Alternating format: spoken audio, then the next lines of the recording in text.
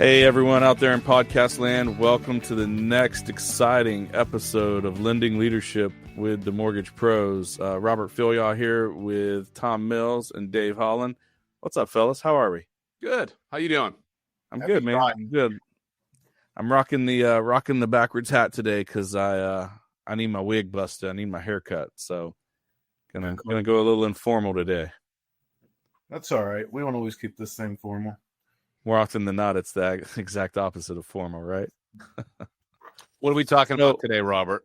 I'm so glad you asked, David. Today, we're going to be talking about going from loan officer to leader, what that looks like, and probably more importantly, what no one tells you about that transition, what it looks like, and where some of the pitfalls are, what some of the challenges are. We've all done that, right? We've all originated and then moved into leadership roles, and it's not always exactly what you think it's going to be. That's fair to say? Well, I think the first thing I'll say to that is I don't know. Nobody should think that that's the next step in order to advance your career. It doesn't have to happen. You don't have to lead loan officers. I've heard people say that before. I've done this so long, I have to take this step. You don't. You absolutely don't. First and foremost, because if you're not doing it for the right reasons, you're probably not going to do it right and probably not going to succeed at it, quite frankly. Yeah, everyone wants to be a manager at some point, to get out of loans because it can be tough. But it's dealing with personalities and LOs can be even more challenging. And not everyone has the right temperament or personality for it. Let's be real about that. I would make the argument that 90% of top producing LOs, which is usually who tries to make this leap, don't have the temperament and aren't the right people for it. And honestly, guys, when we've talked a lot about a severe lack of leadership in our industry, that may be why, because we're trying to take people with, high levels of production and fit them into this leadership piece. And it's not a natural fit for them. Yeah, they're going to work on their loans first because a lot of people are producing branch managers, right? So they have a raging pipeline. They got LOs coming at them for questions, needing help on files. And what are they going to work on first? Their own stuff, their own fires generally. So it's tough.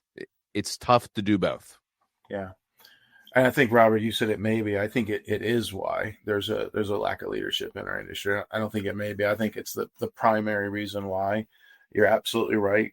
Tend to be top producers. And, I think what it is, leaders don't necessarily have to be managers or leaders of people. I mean, there's peers that are leaders amongst the sales force, amongst groups that we've been in that don't manage people, but amongst their peers, they're a leader. How they represent, how they speak, they're brilliant, the ideas, how they share. That doesn't mean that they should even, manage people because, managing people, being responsible for people, or, even when you shift your world of your whole livelihood and well-being, being responsible, other people and what they're able to do when you get out, if you ever shift out of production, it's another world. It's hard to get back in production too. Sorry, Robert. It's hard to get. Once you step out of that world, it's hard to get back into it and get your referral partners back and your customers and your realtors. It's difficult. Yeah. Yeah. It's almost like a trap, right? Like thinking that because you can close loans really well and you're a top producer, the mindset is that equates to you can lead people and to do the same. And it's not like leadership is not an extension of production. It's a completely different mindset and a completely different way of going about everything. And I think to do it really, Dave, you've done a good job, honestly, of being able to retain your production while having the leadership piece. Like when I moved away from it, I couldn't have done both. Or what would have happened is I would have been mediocre at both, and I wouldn't have excelled at one or the other. And I think that sometimes, is that really what you want? That's almost a disservice to one side or the other of the business, right? The other thing, just real quickly, is the juice isn't typically worth the squeeze. Like, how many top producing originators do you guys know that have moved into that leadership role and they actually go backwards in income? Because the reality in most cases is that override that they're going to make, it's going to take 10 deals to close and that leadership role to equal one of their deals to close on their own. Like it doesn't equate. So when you first, Tom, when you got out of originating and stepped over into the leadership side, what do you remember? What it's been a long time for you. Do you remember what caught you off guard most? What was most surprising to you? I can't even say that because I had a little different path. I was leading a team 2 years in the business, so I can't say like I was a top producer. Absolutely. 2 years into the business when I started doing that, but I was that peer leader, right? That I literally had that who's coming with me moment. I'm going to go start a team. And then I did. But I was that peer leader that I didn't know at all how to be a leader. I knew I was always a natural leader, sports teams, just, kind of there. But what I learned is like being a natural leader doesn't mean you're naturally a good leader and there's a difference between somebody that's a trained, educated leader and somebody that's just like has these natural tendencies. You were just confident, Tom. I was extremely confident. Yeah. And guys, it wasn't until cocky. Halfway through my career that I started really, like, not that I started figuring out how to be a better leader, but that I started figuring out there was better ways to figure out how to be a better leader. And I went and saw coaching and I went and saw development into that. I was always really critical and things like that. And I would shift my mentality. I will tell you, like the biggest thing that kind of caught me off guard, and you have to learn to be really, I think, a great leader is when you're a loan originator, your income's tied to sales. You're in a bind, just go grind. You know what I mean? I got to work extra hours. I got to make extra more calls. I got to do, and it's really actually, that's a beautiful thing about being a loan officer. Like you can dig out really, really fast because you're in full control of that. Go work twice as much, go make twice as many calls, make twice as many offers, you get twice as many deals. That stuff was always easy mindset to me. It took me a while to understand that I did in fact have the same impact as a leader. I did. It's just so much smaller. And it's so, you have to do it so much more consistently, and you don't see it like that. It's not like you just put in this week and then there's the results. It's a slower burn. But you build a culture and you realize like you are impacting this, you are encouraging these people, you are creating an atmosphere that people are learning, that they're learning from one another, that people are thriving, that you are building that culture of competitiveness and collaboration, and you see the fruits of that labor, but it takes a while. I remember going through times when I'm in one of those, like I gotta dig out, I gotta make some money, and I couldn't turn it real fast, because I'd moved out of production at that point and just moved back. Something that surprised me, and don't take this the wrong way, LOs out there on podcast land, is we are a bunch of demanding assholes sometimes, right? It didn't click for me, and I was the same way, right? I was tough. I was tough on my managers. I was tough on my processors and underwriters.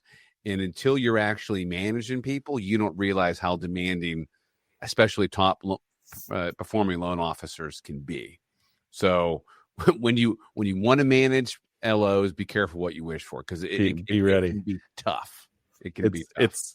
It's funny that you say that, Dave. We have someone on our ops, a leader on our operations side, who worked with me when I was an originator. She was an underwriter when I was an originator, and now she's a leader in our operations side. And obviously, I'm a leader at the company, and she's told me this. She hated me when I was an originator, could not stand me because I was an arrogant asshole. And now I'm, not completely different, but a lot different. And it's just completely a different, mindset of that originator versus leader. So yeah, that's funny that you mentioned that. Well, I've mellowed so much from 10, 15 years ago, even 5 years ago, I've mellowed because I know how to control situations better. I know how to solve. Yeah. But then I feel it's, the processor's pain, the underwriter's pain. I get it because I see it from both sides now. So managing an operations team, managing LOs is not for the I think a lot of people who want to be a manager, you should really take a hard look at yourself and take some sort of personality profile test to see if it's in your character, because it's not for everyone.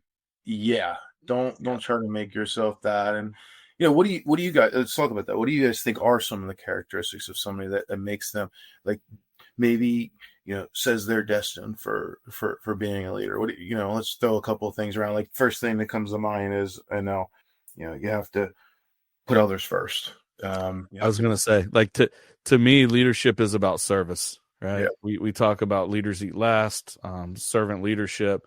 Like, you have to, let's be honest, right? As originators, there's a fair amount of ego in this business, and being the top producer, and we want to be the Scotsman's guy. I was the number one producer. Like, my name was number one on the list at every company that I worked at when I was originating, right?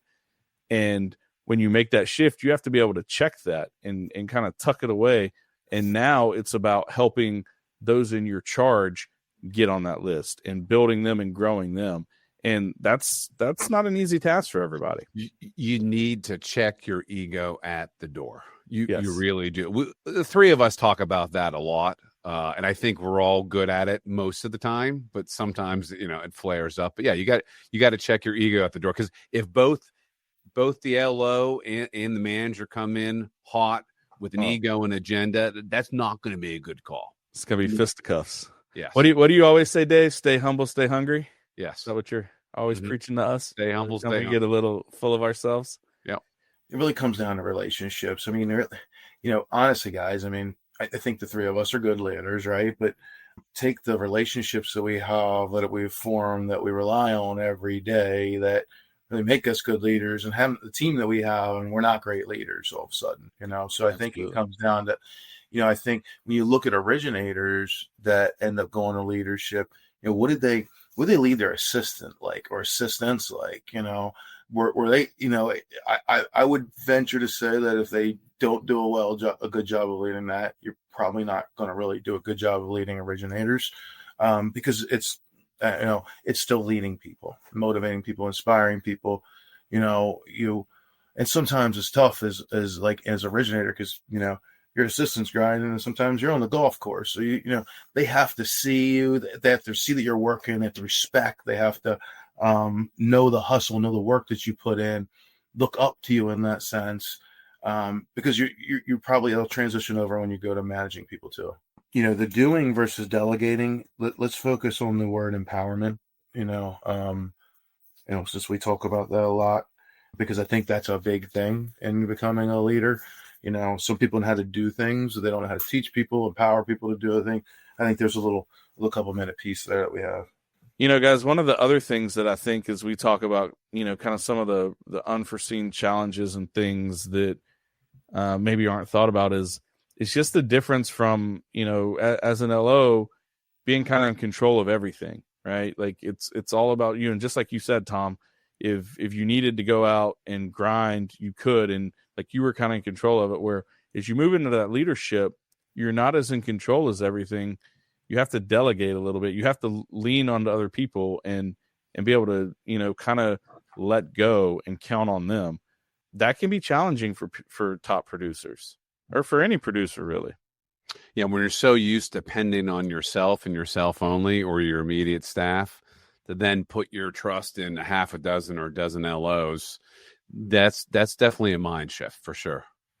Yeah, I think that's what comes back to that service leadership too, right? Like if you have the right mindset, then you'll sow into them, and it's more about helping them grow, and not as, you don't mind giving it up as much, almost, if that makes sense. You're not looking at the big picture. I mean, if you have that, like, I can do this quicker myself mentality, you're not having a big picture towards where you want your business to go. Because yes, you can absolutely get that done quicker, I'm sure, but what is that really doing? How are you making that person feel? Are you empowering them? Are you teaching them?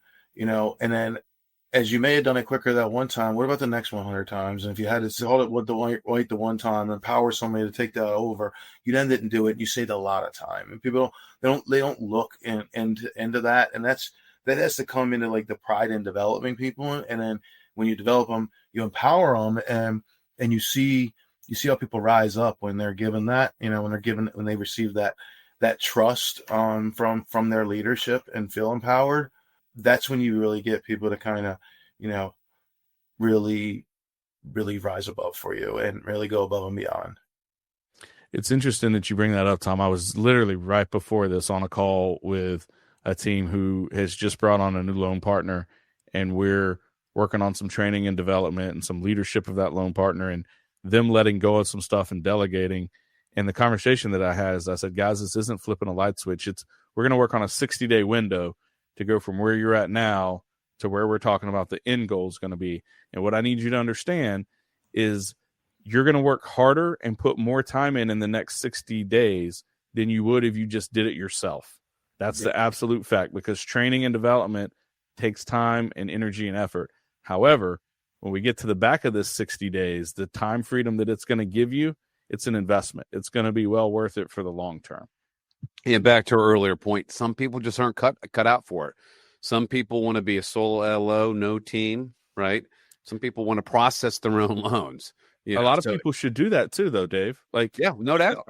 There's nothing wrong. There's nothing wrong. I've had LOs come to me and say, "Hey, I want to take the next step. I want LOs under me," and I've challenged them. Like, let's talk about what you're actually asking for. Like, let's really look at it to see if this is really what you want. And more times than not, when we talk through it, they're like, "Yeah, I think I'm good. I think I'm going to stay." That's not trying to dissuade them, but the reality is, if that's truly what you want, I couldn't dissuade you, right? Like, it would be your path, and you know it's your path. I do think that when I think your why comes a lot of this, right? And this is maybe a different side of this conversation. Why would you do this? Why would you go from being a originator to a top producer? And I think that comes down to the why. Are you trying to build something bigger than yourself? And let's be clear on this conversation. If you want to go from LO to a leader, don't have the mindset either I'm going to make more money right out of the gate, because you'll probably make less money. Yep. You're not going to work less. It's not a place to go hide at and, duck out and work less. You're probably going to work more. It's probably going to be more demanding in some cases. So for people looking to duck out and work less and make more money, that's usually not the case, especially at first. What about those instances where you transition from an originator to a leader, and now you're leading your peers? You went from being one of the guys to now you're the quote unquote boss, right? Like, that can be a challenge. It can be a little sticky, especially if if they were direct competitors, or they don't respect you, or if you're younger. That can be a little tricky. I mean, we've all done it. That's been me my whole career. When I started a team, it was guys that was my peers, and it was friends, and I brought friends into the business, and everybody we work with, I'm friends now. And I think it's actually it's a really easy divide. You have to be consistent. You have to be who you are. You have to be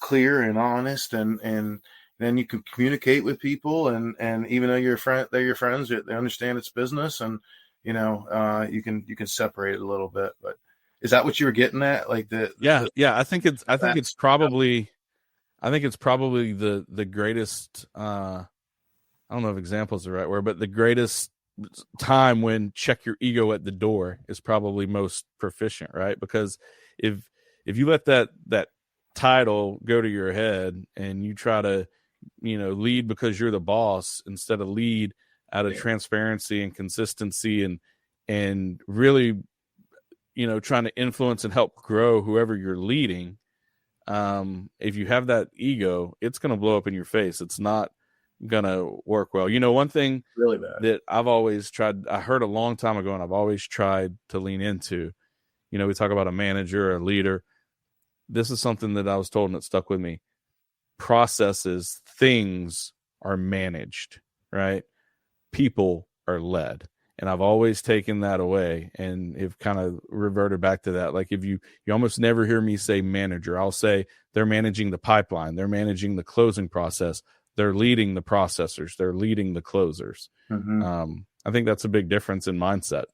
So one question when you transition from LO into management, what's one mistake leaders make when they're managing their former peers or friends? Like what's something that sticks out to you? Yeah, I can think of a couple of examples where I've seen this, and it's, maybe not even in the lending world. I've seen it in the real estate world. It's where you're competing against those in your charge. Maybe you're cherry picking leads that come in and taking the best for yourself. There's an agent that you and whoever you're leading are both, trying to go and get. Like, you have to backseat yourself in those situations as a leader, honestly. And if you aren't in a position where you can do that yet, you're probably not ready to leave, frankly, is my thought on it. But that's a big mistake that I've seen people make.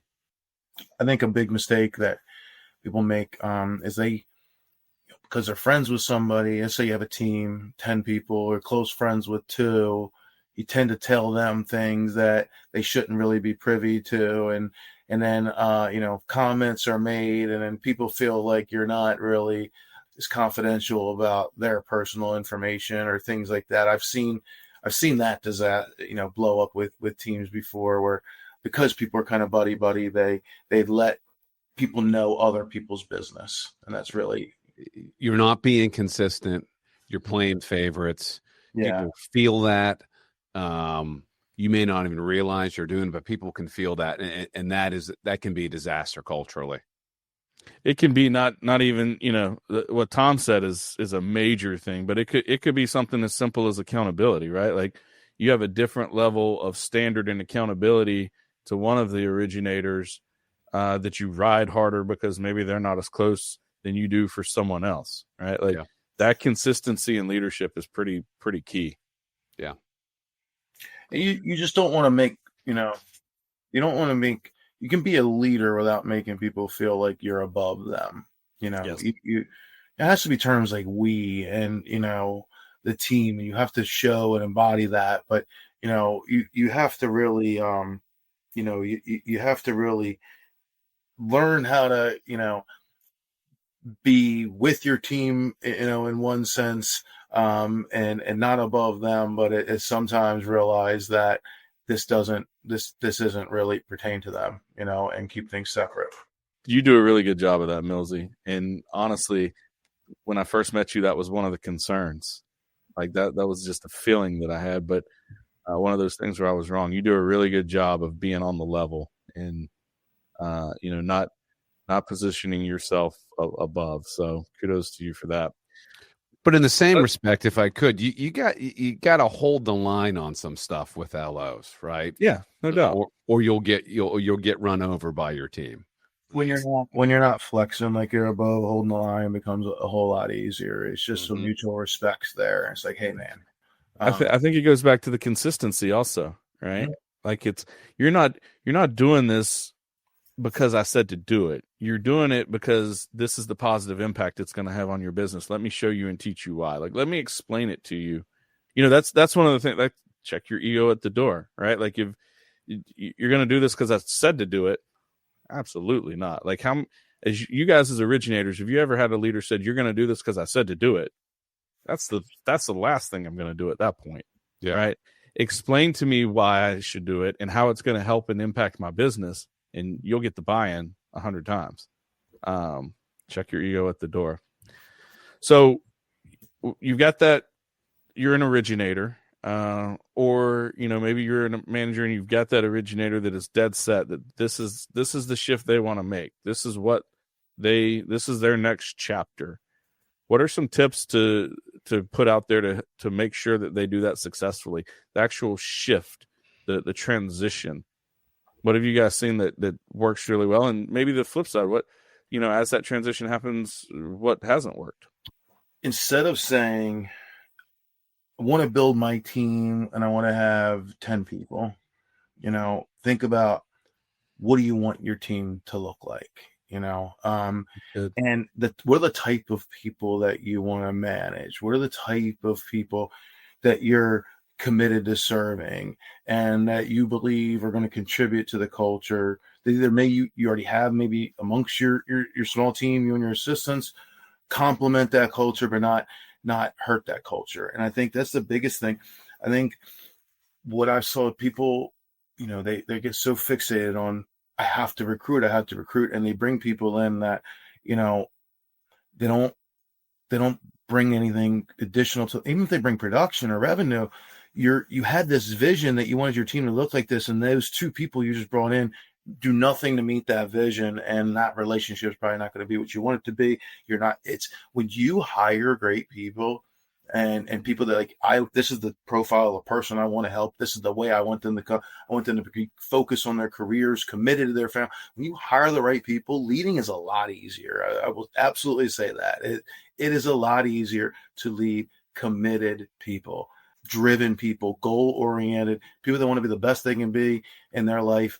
It's kind of easy to lead them, really. No question. And we have a rule that we joke about. We don't hire assholes, right? But but to Tom's point, committed LOs who are students of their crafts, that every day they're trying to get better. Those are easy people to manage and to work with. And they're a pleasure. They're a pleasure to work with, right? Absolutely. I mean, we covered some of the stuff, Robert. I mean, check your ego at the door. Mm-hmm. Be prepared to work longer hours, make less money. No, I'm drawing one thing we didn't touch on yet that I want to touch on, like, you have to be really vulnerable and open to feedback and adjust and grow and change from it. Leadership's not for the weak, guys. You can't, like, it. Sometimes it's going to punch you between the eyes. You can't lead in a vacuum. You've got to be open to criticism, and you got to be receptive to it and look for ways to get better from it. And that's not always the easy. That's something I've struggled with, on my journey as a leadership, is the criticism and actually taking it to heart and figuring out how I could become better and how I could learn and grow from it. I also think have a leader you admire and you look up to, because if you don't, who you trying to measure to? Who are you? And you don't even have to know that role model, that person to be a role model. Maybe you do, but if you do, that's amazing, because you should learn from them, and take what you learn and be a sponge to that. I like it. All good stuff, guys. Let's wrap this one up. Good session. I think a lot of good content out there. So, we talked about the skills that make you the great LO aren't necessarily the skills that make you a great leader. And frankly, just top producing LOs, the next step in your career, probably the next best step is probably not being a leader. And that's okay. Right? That's cool. Servant leadership, check your ego at the door. Some big takeaways that I have. What are some of the biggest takeaways you guys have? You stole all of them, Robert. Oh, crap.